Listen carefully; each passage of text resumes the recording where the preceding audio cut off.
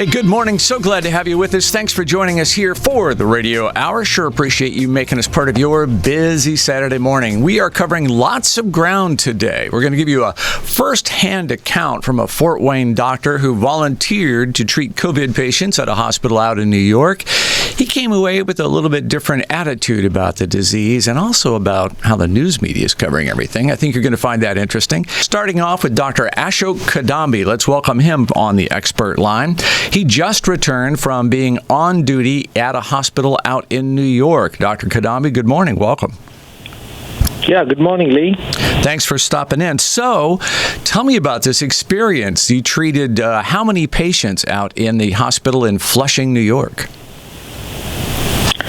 Yeah, when I first, the week before I volunteered, I was talking to the residents. They had 100 patients at a time waiting in the ER to be seen, COVID patients. By the time I left 3 weeks later, it was down to less than 10. Wow. That's huge progress. So there's been dramatic improvement, at least in that one hospital in New York City. And I was told it's the same situation at the other hospitals as well. Things are getting much better.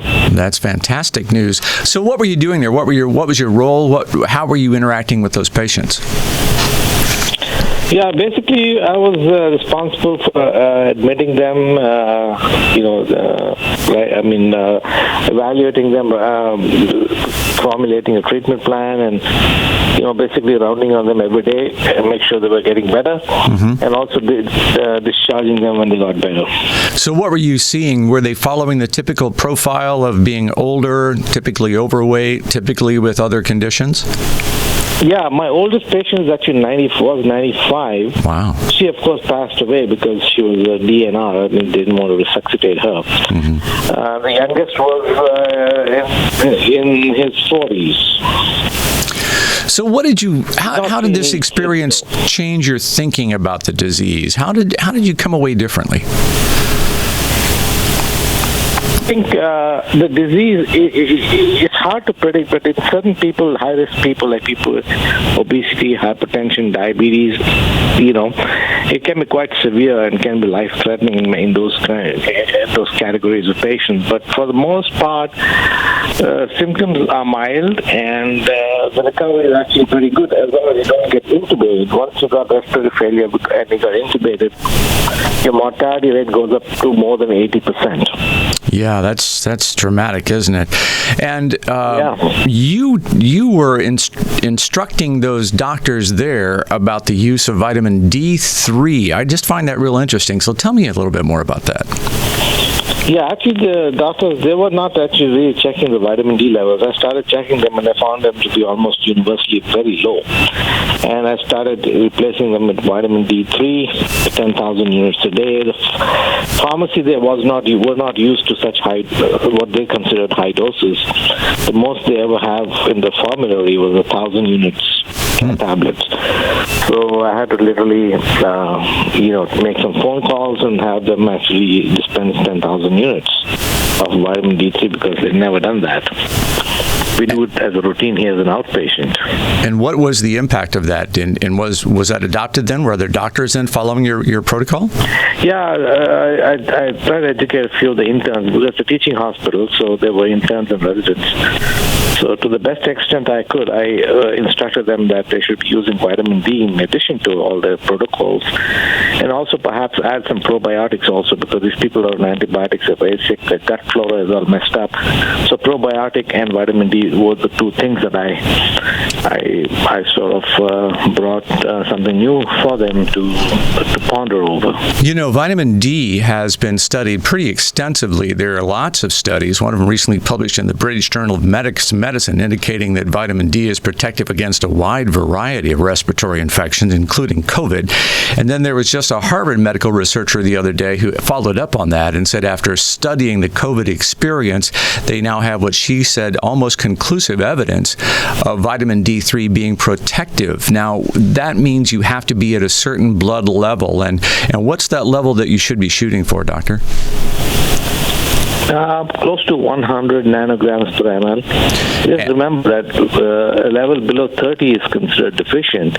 So if you're over 30, you're considered okay. But to get protection against the viruses, you have to be closer to 100 nanograms per ml, which means you may have to take about 10 to 20,000 units of vitamin D. I personally, when I went to volunteer, I was taking 25 to 30,000 units of vitamin D every day just as a protective, preventive measure. And when I got out of this hospital, I was COVID negative.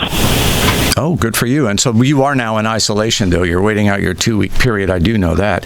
So let me just recap that. So you're saying that 10,000 units a day, that seems like a tremendous amount. Is that for long-term use, or is that only as a bolus or a big shot to prevent the disease? No, that's my starting dose. You can go all the way up to 50,000 per day.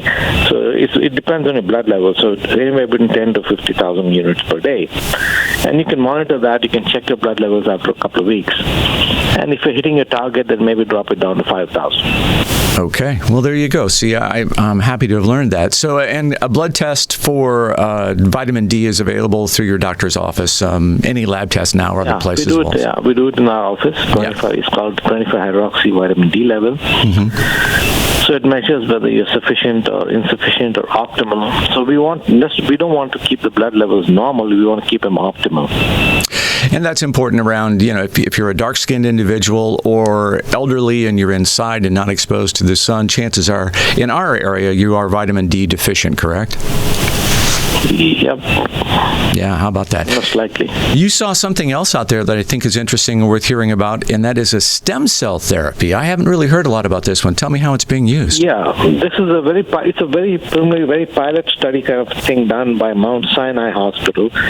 They took about 20 patients or so, and they gave them infusion of stem cells, mesenchymal stem cells derived from amniotic fluid. And what they found was instead of 80% the ICU or intubated patients on ventilator, basically, they had an 80% mortality, but with the stem cells, they had an 80% recovery, so it just reversed it. Wow.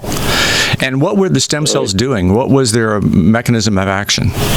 Well, you give it intravenously as an infusion, so it goes obviously to the lungs and it seeds the lung. And it sort of protects the lung against this something called cytokine surge, where actually there's a lot of body's own inflammatory reaction that basically does more harm than good. It's supposed to fight against the virus, but sometimes the inflammatory reaction is so bad that it actually causes harm, and it prevents against that. Yeah, so it interrupts that ARDS process, that acute respiratory distress. The cytokine surge. Yeah, exactly. Well, appreciate you checking in this morning. I'm glad to hear you're symptom-free. When will you be back in the clinic? Next week, Thursday. Thursday, okay. That is Dr. Ashok Kadambi from Fort Wayne Endocrinology. You can find them online at fwendo.com. That's fwendo.com. Thanks very much. Good to see you again. Bye. Thank you.